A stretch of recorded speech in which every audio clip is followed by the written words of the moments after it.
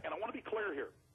This is not my government. I'm doing this because I am a patriot, and I'm tired of the United States being used by the Anglo-American banking establishment that's openly setting up this weekend world government for and by the banks that have engineered the crisis. So I'm here as a patriotic American saying I am sick of attacking Iran and Somalia and Syria and everybody else in my name, and that we are tired of it, and we're tired of these puppet presidents violating international law, violating our own laws, and engaging in all of these criminal activities. So the president is not God. When Nixon said, well, the president can break the law because when the president does it, it's not breaking the law. All right, Alex. It's been repudiated, and that is a fraud, and we're not subject under an imperial king or president here. All right, Alex, I've got to stop you there. I need to go back to the studio.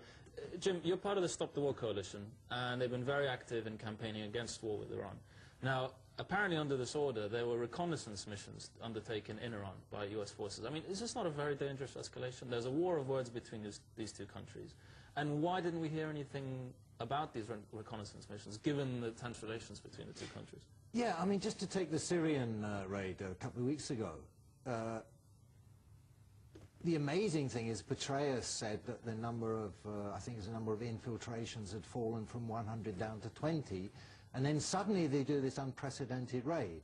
So there is something very odd about it, either odd about it or about the publicity for it. One or the other. Maybe they've been doing these raids and they choose to publicize this one, or maybe this is the first one. But in terms of the missions in Iran... And then somebody pointed out straight away, if you follow that logic, if there is a man in a farm in Syria who is facilitating infiltration into Iraq, and incidentally, the Iraqi government opposed the raid. That's quite fascinating. They're supposed to be a sovereign government, and they opposed the raid. The Americans said, we'll do it. But the logic is that if, for example, the United States says that Syria, that Iran, either at the state level, the official level, or semi-officially, is supplying supplies or training people or whatever, as they have said, training people in Iraq, who then they say are a threat to American forces, then obviously the logic is that the United States can then go into Iran and do exactly the same thing. It stands to reason. All right. The U.S. order lists up to 20 countries as potential targets. Do you think that there are certain countries that would be more likely to be targeted than others? Yes, I mean, I think there is an element of red herring, as Alex said. There is an element of red herring, but you always find that they manipulate this issue of the war on terror to general strategic ends, whereas they use the vague, this vague term Al-Qaeda, for example, which they started using in September 1998. Do you believe Al-Qaeda exists or not? Not in the sense that that's the point, not in the sense that they use it, no. There is a man called Osama bin Laden? Sorry? There is a man called Osama bin Laden. Does he exist? Or I think that's it. No, I mean, that's a factual thing. Of course he exists. He's been interviewed by very reputable people. And 9/11 was an act. The Twin Towers, that happened because of operations from Al-Qaeda, or was it a U.S. conspiracy? Oh, neither yourself nor myself nor anybody has been... Oh, Alex on the radio believed in that. Yeah. Do you want me to, shall I? Yes, just finish. I mean, nobody has presented you or me with any evidence at all. There has been no tribunal, there's been no public investigative process, so you have no idea and I have no idea. We don't have anything to go on. All we have is the assertion of the United States government of that link. That's all we have. You do Alex, sorry, look, Alex, I'll have to get to you in a minute. I'll turn to you again, Alexander. Sure. We had recently the U.S. raid into Syria that Syria made a big fuss about. But obviously we've been reading that there have been previous U.S. raids into Syria that neither Washington nor Syria have admitted to. I mean, why didn't Syria make a fuss about the previous raids, and why was it so vocal about this one? I refer you back to the answer I gave before, that there are undesirable... Alex doesn't believe these people exist, right? I mean, as far as Alex is concerned, and I love coming on Press TV, and it's an enjoyable experience, but when you invite conspiracy theorists, sort of LaRoucheites, to lecture us down the phone on how the whole thing is a global conspiracy, you undermine the seriousness with which this station is going to be taken. Now, you can have different positions on the war in Iraq and the war on terror, but as soon as we get told it's an Anglo-American banking conspiracy in which Obama is just as much a pawn as George W. Bush, you write yourself out of the debate. But as far as your question is concerned, Syria, who a government that does believe these people exist, unlike Alex, our guest on the radio, Syria is perfectly willing to see the well-trained American Special Forces come in and do its dirty work for them. Now, actually, that might not be legitimate. That might be the wrong thing for Syria to have done, or the wrong position for Syria to have taken. And it makes it more difficult for Syria to oppose further raids when they don't like them. So do you think that the Syrian protests were really just kind of hollow protests? I mean, do you think actually they were not against this raid? The protests are certainly going to be weaker when you allow half a dozen raids before protesting about the 7th. Yeah. But I think these protests are genuine in as much as Syria doesn't like them.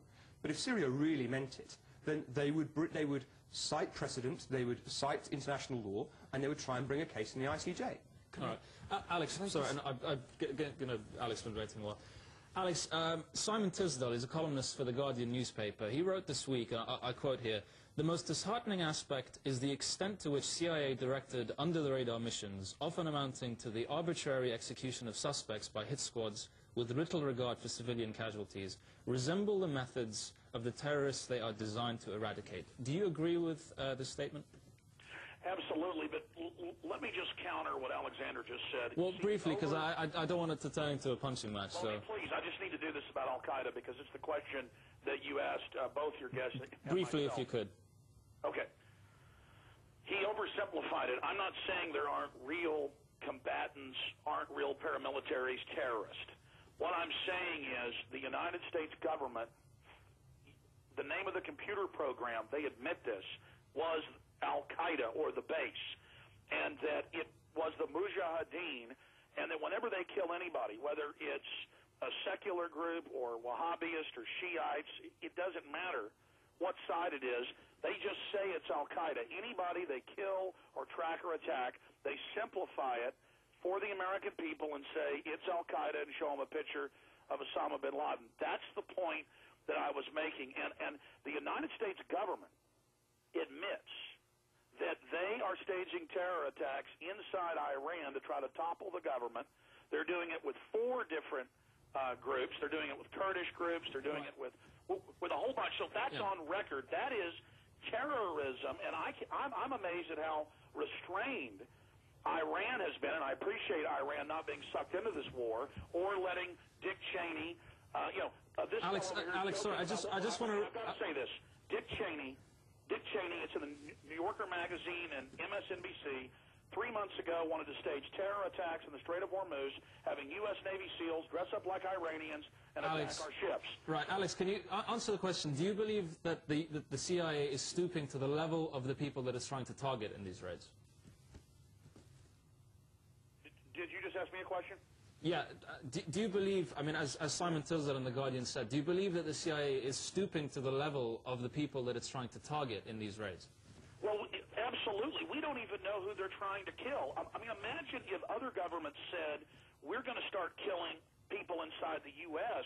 unannounced. We're going to fly helicopters in or Predator drones, and we're going to fire Hellfire missiles or drop 1,000-pound bombs on people in Washington, D.C., or in New York City, or in Austin, Texas.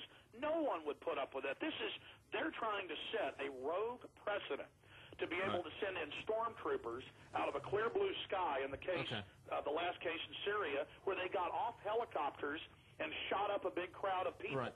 Well, this is just being randomly done, by the way, just like they took innocent... Alex, sorry, I need to turn to Jim now. Simon Tisdale also wrote that the countries that have been targeted by the U.S., quote, can hardly be proud of their inability to halt unilateral U.S. operations, hence perhaps their reluctance to talk about them. But it may also be the case that some governments privately welcome the U.S. taking on militants. International Court of Justice. And